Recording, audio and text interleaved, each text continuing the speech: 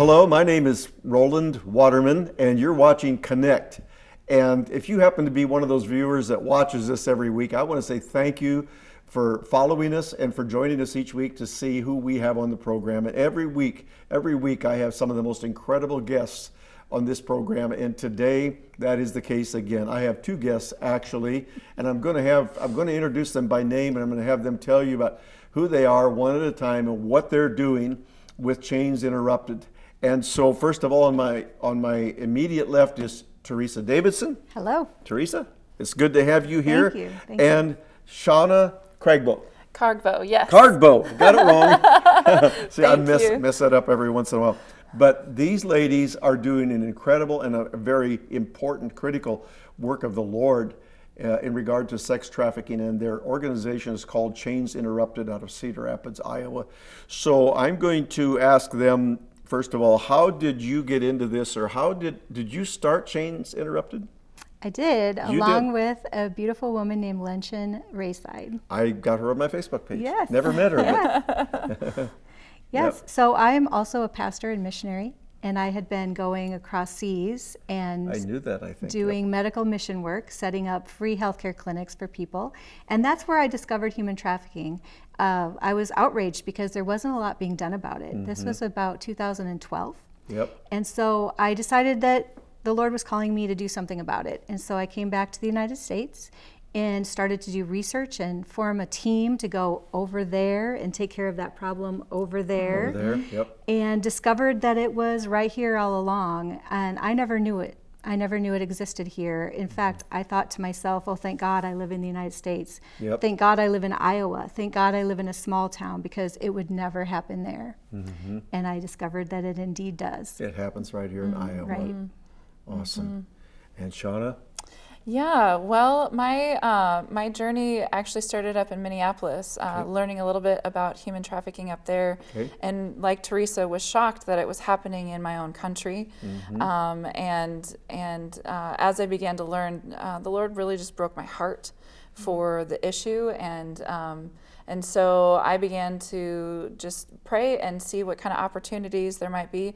And then, funny enough, the Lord had me move back to my hometown of Cedar Rapids. That is your hometown. That okay. is my hometown, yes. And so immediately started to see if I could find what was going on there with regards to fighting against human trafficking. And at the time, I didn't find a lot. But eventually, Teresa and my path crossed, and that first day, I don't think we participated much with what we were supposed to be doing, and just sat across the table and said, "You too? Oh my goodness, what is this? And how can we maybe partner together?" And so now here we are. So Chains Interrupted. How did you come up with that name? Well, that was a tricky part, because there were a couple of things happening in Cedar Rapids. One was sisters and brothers collaborating against human trafficking, and I became the president of that organization. And then there was also Cedar Rapids Gives, in which Lenchen Rayside had founded and was president of that. And so I joined in with those two organizations. We eventually merged and then needed to come up with a new name. Oh. There's a lot of names that I wanted for the organization, but a lot of names have been taken.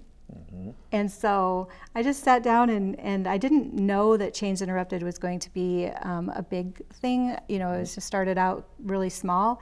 And honestly, have you seen the movie Girl Interrupted? Oh, haven't even heard of it. Yeah, so that's where the name really came from. It was from that movie, and it was basically chains can be physical chains, they can be emotional chains, they can be addictions and strongholds and all of that kind of thing.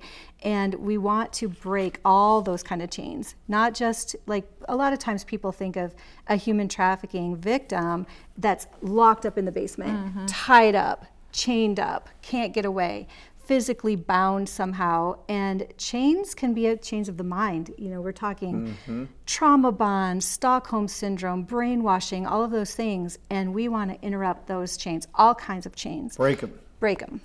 That's right. Shana, you were talking to me when I stopped into your office a week and a half ago. You were talking to me about statistics, and you gave me a brochure. Would you like to talk about what the stats are? And is this for Iowa, by the way? Yeah, some of those statistics are both for Iowa and also nationally. Okay. And the thing to note about the statistics is it's very challenging to actually be able to put a specific number on it. As you can imagine, both those who are being victimized by this very evil crime as well as those who are the perpetrators are not necessarily out and about saying, yes, here's what's happening, here's where we are. And so much of this crime is very much hidden, even right in plain sight. And so statistics can be very challenging, but they are also overwhelming what can be confirmed. Polaris Project does a fantastic job nationally of trying to capture what's happening here. There's several other entities that are also doing very specific studies on the gamut of trafficking. Human trafficking is both sex trafficking, it's also labor trafficking. And a lot of times it could even be someone that you're passing by on the street. It could be someone that you're even, maybe going even to the store with, that you see at the mall, that you see Right. in plain sight. And so it's very challenging to get specific numbers. Now, some of the statistics that are out there now is that even over 40 million worldwide are enslaved in some sort of way. Right. And so the numbers are very staggering. How can I even put my mind around that? Yes. But yes, there are studies that have been done. The FBI, for example, just recently came out and updated their number that was already terrifying to me, talking about predators online. So their former number was somewhere around 50,000 predators at any second are online looking for vulnerable people. It could Wow. be our children, it could be our grandkids, it could be even those who have special needs that anytime, all of us have vulnerabilities, but anytime some of those are being exposed, predators are looking. Well, the newest number didn't get any better. It's now estimated worldwide that there's somewhere around 250,000 Wow. predators online right this very second looking for Right. someone to exploit. Could you, either one of you, when you say they're online, what are they on? How are they following or searching out the type of individual or young person that they're looking for? How are they on what? Facebook or? Yeah, all of it, especially social media. Yep. So there's a lot of ways that we ourselves, as well as our children, get online and share way too much information. And so on social media platforms, Snapchat, Instagram, Facebook, all of those, they're especially targeting those. Yep. Because they know that kids are there, they're posting photos. And a lot of people don't know that photos include a lot of metadata hidden within the photo. Oh, really? So if you post a photo online and it's on your phone, taken by your phone, Yep. or taken by a camera that has GPS coordinates, those GPS coordinates are embedded in that photo, and it is not hard to get those off. So you could be posting a photo of yourself in your bedroom, and then you're letting Yep. a predator know exactly where your bedroom is. Boy, oh boy. There's a lot of people just trolling for children, especially that are saying that they have problems at home, problems with their relationships with Yep. their parents or their guardians, and then you can be anybody you want to be online, right? I can pretend I'm a 12-year-old girl who loves volleyball and puppies, Yep. and I start targeting 12-year-old girls who love volleyball and puppies, and I tell you what, they're signing up. They're being my friend. They're talking to me, and they're giving way too much information. And that's what a predator does, is Yep. they find those, and then suddenly, oh, your mom grounded you? If you lived with me, I would never ground you. You could have your own room. You would have your own money, control over your life. What kid doesn't want control over their life? Oh, yeah. And so that's how they start to become their hero, become their savior, break down the other good relationships that they have in their life. Like I would never ground you, your mother sounds terrible. You know, that kind of thing. We've had cases where children have left their home to go meet the Yes. predator, and they've met someone entirely different than they thought they were going to meet. Yes. Because again, they're pretending. to be somebody else. And online. I referred someone to your agency recently and I told the mother, I said, they're ready to pick her up. Yeah. And you folks intervened, and I'm so thankful for that, man. And she was a 13-year-old girl. Yes. But It's anyway. not uncommon at all. We get many calls about that. Yep. Is it okay to mention this statistic here? This caught my eye, that 68 to 74% of victims of human trafficking were in the foster care system. And I think all of a sudden the reality hit me why that could be so. Right. Yeah. Because the children that are in foster care, they're beautiful kids. We've had foster kids, lots of them in our church, and I know that there's a brokenness in them because there is, and that makes them vulnerable. Yeah. Yep. Yeah. And a lot of times that statistic, people will hear that and maybe want to accuse the foster care system. And while it's maybe not necessarily perfect, that's actually not the point. Like you discussed, it's really the vulnerabilities that are already present in that child makes them even more vulnerable as they are now in the foster care system. Right. Oftentimes, survivors will tell us, and statistics show that there was a lot of maybe abuse already going on. There was even maybe sexual abuse going on. Yep. They maybe had a scenario that truly there were real reasons for them running away or something like that. And so when those vulnerabilities exist, and when there's multiple vulnerabilities, such as being in the foster care system, then that is also a more vulnerable target. For example, another statistic that's out there is that, who do we know that runs away with a plan, right? No one. And so the statistics say that 1 in 3 runaways will be approached by someone who wants to sexually exploit them within 48 hours of running away. Now that's the national statistic. Right. And for Iowa, do you think it would be better, or do you think it would be worse? Better. Right. I would think it would be better too. Unfortunately, it's not. In Iowa, 1 in 3 will be approached within 36 hours. And so there's a real need for us to be even helping our young people, the students, the people that we love in our lives, to understand the real vulnerabilities, the real risks that are going on. And there's even,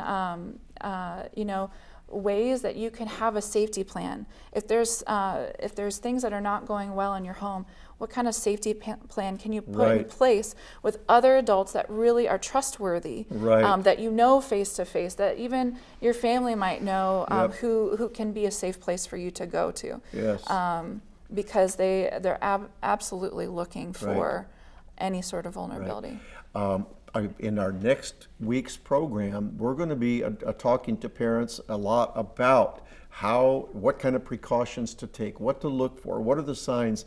And so I want to get into talking about what you do there in Cedar Rapids, but you'll want to make sure to stay tuned to next week's program, because they're going to be giving a lot of valuable information. And I just saw a post on Facebook where the mother and the daughter had worked something out, that if anybody ever came to her and said, your mom's been in an accident or something's wrong and she sent me here to pick you up from school, that they have a secret password established. And so the child will say to that person, that adult, what's the password? And if they don't know the password, they'll take off running. And they said, this is, So, I mean, and again, next week, we're going to talk about how you can be involved and what you need to know as a parent or even a grandparent. And because, we talk about statistics and numbers and 40 million, but I tell you what, I try to imagine, I don't want to imagine what it would be like for a child that I love, or one of my own grandkids, to be snatched. I tell you what, one is too many. Yes. The devastation that it creates in families, it can't even be measured. But so with that said, Teresa, you're organization operates out of Cedar Rapids, but you do a lot of outreach. You go into schools and other places to try to educate. Is that correct? Yes, definitely. We have quite a volunteer base within Chains Interrupted, and we have quite a few projects within Chains Interrupted as well, and a lot of that is education. We have a hotel motel project. Wow. Because up to 70 to 90% of human trafficking occurs in hotels and motels. So we need to train the staff. We need to train them what to do, like how to look for it. How is it different? You're talking about hotel staff? Hotel staff. Oh my. Because they're seeing this all the time, even in the nice hotels, even in the hotels that you wouldn't think that this would happen in, but it happens. So human trafficking crosses all barriers, socioeconomic barriers, gender barriers. We have victims that are boys. We have traffickers that are women. We have every race, all ages. I've met an 82-year-old trafficked victim. We have the youngest that I saw in Cedar Rapids was 18 months. We have it just crosses all economic and socioeconomic, all barriers. So even in the nicer hotels, you know, we are seeing this. And yes, a lot of times I feel like the staff think that it may be prostitution versus human trafficking or something of the sort. And so we go in and we train them on what human trafficking is. Amazing. And then what to do about it. You have to have a plan. And that's another thing that Chains Interrupted has been working very hard to do in the eastern Iowa area is come up with a plan of action. And so we've done quite a bit of work on that. But back to the education, we also have a school project where it's really important to train the school staff. Everyone from school nurses to counselors to teachers to principals to janitors to cooks to everyone, because we're telling the children to go tell a trusted adult if they have an issue or a problem, or if they see someone else that has an issue or a problem. And so the staff need to know what to do as well. And then we talk to the children, of course, the kids, the students, and we not only help them identify healthy relationships versus unhealthy relationships, their vulnerabilities, identify those, what human trafficking is. Maybe we could prevent somebody from being groomed because they now know the risks, they now know the signs. Or maybe they're seeing one of their friends that this is happening to. Yeah, this happened in a situation that I was brought into a little bit. Yes. So you're talking about addressing assemblies at school, right? Well, we really prefer to address individual classrooms. Because of the topic that we're speaking of. A large group of students, they don't respond quite as well as individual classrooms. That makes sense. Yeah. Super. Well, so are you at liberty to say how many volunteers you have and how many you need and what you need volunteers for? Yeah, absolutely. We love our volunteers. This organization has been and will continue to move forward as primarily volunteer run. It is incredible the energy that our volunteers bring to really fight against the evils of human trafficking. So we have volunteers that are helping to do awareness events. We have been in parades almost all summer long. Oh, wow. And we had so many people turn out at lots of different parades to help get the word out. We were even passing out bracelets, have people who do a lot of the behind the scenes stuff. We've got some wonderful people who are saying, okay, so what's the next thing that you don't need to be doing, I can do it. So it's amazing. We've got people who are going into those schools, and the speakers who are going into the schools, going into the hotels and motels. We have volunteers who are also assisting with fundraising. There's a lot of creative people who are doing a lot of creative things to do fundraising. It's been really a joy to see. We had one person in particular who decided, well, for my birthday, I'm gonna run 55 miles because I'm turning 55. And he had a phenomenal turnout of friends and family who gave so very generously. And it was amazing. Yes, it was awesome. It was really amazing. And how, if someone wanted to become involved, they just contact your office and say, I would like more information about being a volunteer? Absolutely, yes. You can go on to chainsinterrupted.com and look at our volunteer section. There's a lot of variety of opportunities to volunteer, and you can sign up right there. Then our volunteer director will actually reach out to you, kind of get a feel for what you are really interested in doing, and continue to kind of make ways for you to get involved. Currently, we have also what we're calling a ministry partnership team, where we're not a faith-based organization, but we see the great value of churches doing what churches do best: praying, getting actively involved in things that are going to be transformed by the power of prayer and the power of God. And so, we have what we call our prayer warriors, that we've got someone who coordinates that team, who just sends out, hey, here's what, can really be, because sometimes we forget to not just be praying for the situation, but that there's really people that are involved. Yep. So praying for those that are currently, praying for the 40 million right now who are in bondage, praying for the survivors who have come out. Another statistic is only 1% to 2% ever get out. And so praying for those who could get out. Praying also for those who have gotten out, but there's a lot of trauma that goes on.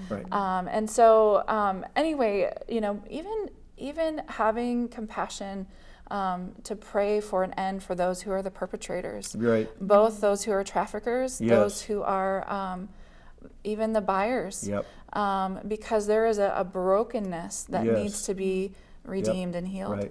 I want to spend the rest of our time, which is about 6 minutes, talking about your gala. So we've done very well at covering the volunteer part, but I think it would be good to share what's happening at the gala, and this would be a good opportunity, if you have some interest in this, just to come to this event that they're going to be sharing with you, just to meet some of the other volunteers and just get a feel for, see what God would say to your heart. So this event is coming up very soon. It's October the 4th. And so Yes, October the 4th is a Friday evening. We would love to have you come. This is going to be our second annual gala. And let me just say, our first annual last year blew me away. It was amazing to see. It's called our Freedom Gala, and for lots of reasons. Last year we heard stories of how lives are being transformed. We got to hear from a couple survivors just sharing a bit of their story and their gifts that they have. It was amazing to see the people who have been coming around to say, this isn't going to happen in my town anymore, and I'm going to put my money where my mouth is. I'm going to come and I'm going to speak up.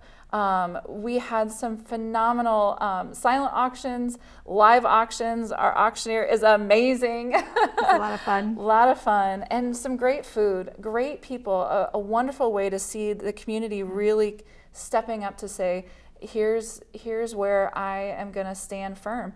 And we had a wonderful night. This topic is hard. This topic is challenging. You bet. It's heavy. But we look for opportunities to find joy. We look for opportunities to celebrate the freedom that is happening. Because our hope is not in our own abilities, but in the one who really brings true freedom. Amen. Teresa, can you give some specific details about this event? Sure. So it will be held at the Epic Event Center, which is up on County Home Road in Cedar Rapids, Iowa. Well, Hiawatha, I think, maybe. And it starts at 6:30. Is that right? Yes. We do have some information on the website as well. And you can purchase tickets at www.chainsinterrupted.com. Bruce and Darcy Auney will be the MCs. Awesome. We love them. They'll do a great job. They're going to be great, yes. We'll have silent auction items as well as a live auction. We'll have survivor testimonies. We're going to be recognizing some local heroes this year. Awesome. And so that'll be a fun addition. We've got a young girl who is going to be doing a live drawing during the stage and then auctioning that off. Oh, who's that, may I ask? Stella is her name. Okay, because I know And some artists. I think that's she's why. 13. Is she 13? Oh, she's 13? Yes, Oh, and my. she's very talented, and I'm really looking forward to that. That's going to be one of the highlights, I think. And she's very talented, and we'll be doing this and then auctioning that item off. Okay. And so this is at 6:30, so it's after mealtime. There's no meal or anything like that? There is a meal. Oh, there is a meal. Yes. Yes. Oh, There's goodness. A lovely meal. Delicious. I'll be there. I was going to be there anyway. Right, I was yes. my wife and I are coming to that. We wouldn't miss it. But anyway, yeah. So would you consider doing that? I mean, how many people do you have show up for this? I imagine hundreds, right? That's our goal. Yes. That's our goal, Yes, hundreds. absolutely. And again, if you're considering being a volunteer, what an opportunity to come and meet the staff and meet some of the other volunteers and get the feel for what they're doing. And I encourage you to, that's a Friday night. You know what else is there to do on Friday night? There's no football, I don't think, on Friday night. And so I'm asking you to mark your calendar for that event and be there. Even if you have to drive 30 or 40 or 50 miles. I got to drive 70 miles. Yes. So I'm going to give you about 1 minute Yes. to close it out, and then I will take it from there. Right. Well, at the gala, we'll also be talking about local statistics. So Okay. I also work at Mercy Medical Center as That's the right. anti-human trafficking coordinator there. And we've had 58 referrals in the last fiscal year, July to July. And I'll be talking a little bit about what those looked like, as far as how many men, how many women, how many were confirmed trafficking, what this looked like, the ages and stuff like that. So it's pretty interesting. Pretty interesting. Yeah. So you're going to be there, right? Yeah.